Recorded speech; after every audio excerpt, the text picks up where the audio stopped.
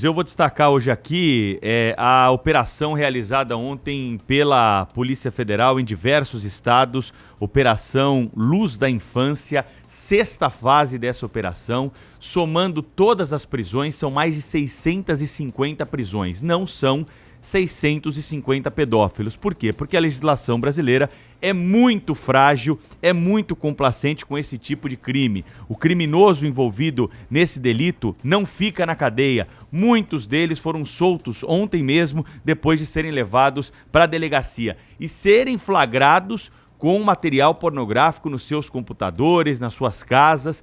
Tinha até um professor de história de uma escola que tem uma mensalidade altíssima, uma escola particular aqui da Zona Oeste da cidade de São Paulo, que provoca também um novo tipo de discussão sobre a vigilância, de alguns magistrados dentro dessas instituições. Professor que estava há muitos anos lecionando na escola e que fotografava alunas, durante ali as aulas, durante o período do recreio, e depois compartilhava nas redes sociais essas imagens com outros pedófilos, É um dos crimes mais repugnantes que nós temos, A vigilância ela tem que ser presente, porque a gente assiste nessa sequência de ações da Polícia Federal no combate a esse crime terrível, de conduta pra lá de reprovável pela sociedade. A gente assiste uma operação enxuga-gelo. A polícia vai lá, monta uma operação, prende os pedófilos, apreende o material e depois dá no quê? Não dá em nada. Eles são pegos na próxima operação novamente, porque voltaram, às ruas e não ficaram segregados da sociedade, Não sei também como que a justiça, até uma mudança legislativa, pode fazer uma interpretação dessas ações todas em concurso material, formal, crime continuado, para aumentar a pena desses sujeitos, Mantê-los atrás das grades, tirá-los aí do convívio com jovens, com adolescentes que são flagrados, às vezes em situação ali corriqueira, dentro do ambiente escolar até mesmo, como nesse exemplo. Aliás, Pedro, só te atalhando aqui, mas está aparecendo agora no Bora São Paulo. Ontem, o delegado Nico explicou que esse professor de história, que filmava os alunos com câmeras escondidas dentro de caixa de remédio, não ia ficar preso, que o crime era afiançável, porque ele não compartilhava o material. Veja só que absurdo.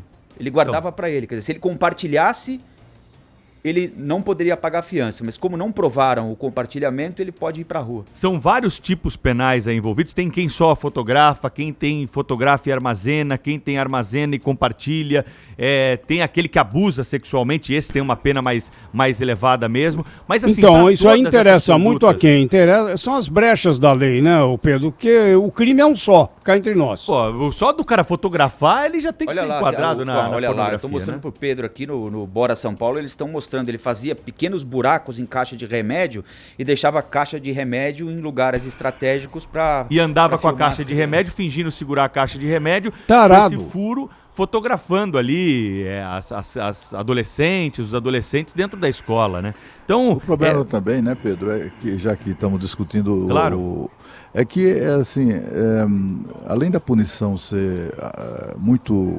A punição é tão ridícula, é tão desproporcional do ponto de vista para baixo, a gravidade do crime, que eles não temem isso, Esse camarada aí certamente sabe, se delinquentes de 15 anos de idade sabe que pode pintar e bordar e nada vai acontecer a eles, porque o Estatuto da Criança e do adolescente os protege. Você imagina um adulto, um professor certamente qualificado de uma grande escola de São Paulo, ele sabe exatamente quais são os limites, de que maneira a lei o favorece, ele sabe exatamente como agir para escapar de uma punição mais severa. É uma vergonha, Nós temos legisladores no Brasil que tem um histórico triste, com a exceção recente do pacote anticrime, é um histórico horroroso dos últimos anos de leis aprovadas para amenizar punições, para facilitar a liberação, a soltura de presos, para dificultar a prisão deles, a manutenção deles na prisão e, sobretudo, a punição de crimes como esse. Um crime como esse, você lembrou bem, já são quase 600 pessoas presas, né, ou identificadas pela prática de pedofilia.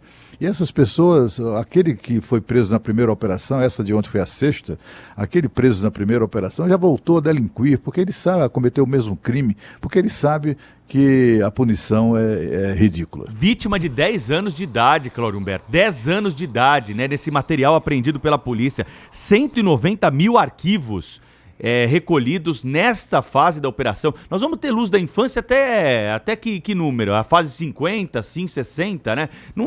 Não é razoável que a gente fique aí enxugando gelo nessa operação. Pois é um problema... Um bom corredor polonês, viu, Zé Paulo, com bimba de boi, que é uma chibata que tem lá no Nordeste, ou coisa para doer. Então, não é... corredor polonês, eu acho que aí eles ficariam com medo de cometer crime. Eu não sei não, é um problema que não é só brasileiro, né? Veja a igreja aí, quantas críticas os papas receberam, o Papa Francisco tangenciou um pouco, né? Encarou, afastou alguns padres e bispos que cometeram delitos, bispos que fizeram vistas grossas. Enfim, no mundo inteiro nós tivemos acontecimentos como esse. E agora vem dos Estados Unidos a notícia de que um grupo de escoteiros muito famoso, centenário, chamado Escoteiros da América, pediu falência para poder atender às indenizações que lhes são cobradas exatamente por abusos contra crianças.